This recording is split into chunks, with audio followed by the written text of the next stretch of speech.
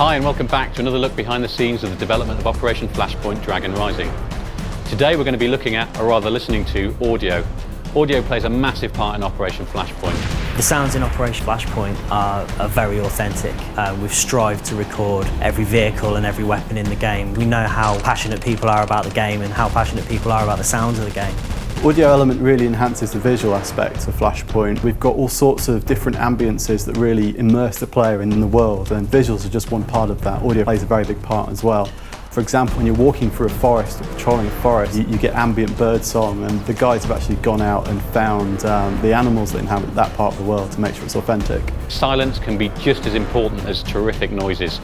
As you're moving through forests, you hear the audio, you hear the crack of twigs, etc. But as well as that, some of the vehicles that we have, you can even identify what they are just from the sound that they're making. We're allowed to mic up these tanks and vehicles with many mics just to get every intricate detail of doors opening, closing, engines, interior sounds of these vehicles moving, all of which you'll hear in the game. We use audio as a tool in Flashpoint.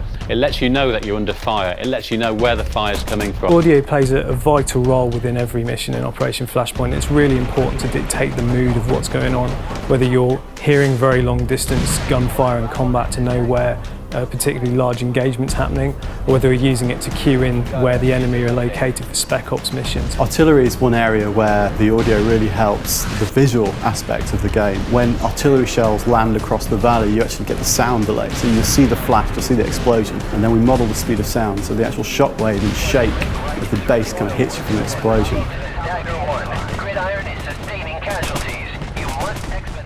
The sounds that we place within missions really do aid the player to find their way through the missions. They're going to know where a key installation is that the enemy have because they can hear it from a distance away.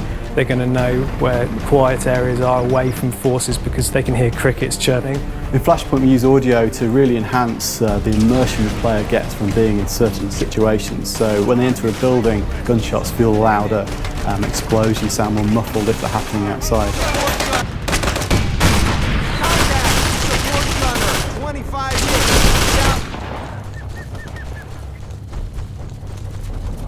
When someone's firing at you from 500 metres away or 1,000 metres away, it's an actual asset of that weapon being fired at that distance. It's not trickery, there's no filtering or EQ being applied.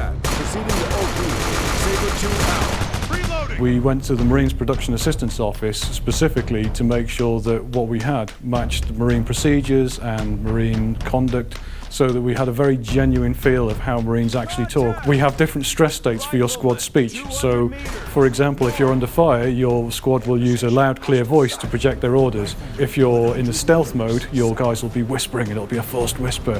One of the best feelings in Flashpoint, and the one that gives you the fear the most, is hearing the bullets whiz and snap past your head and hit the brick wall in the background and smash a window and hit the stairs and zing off it.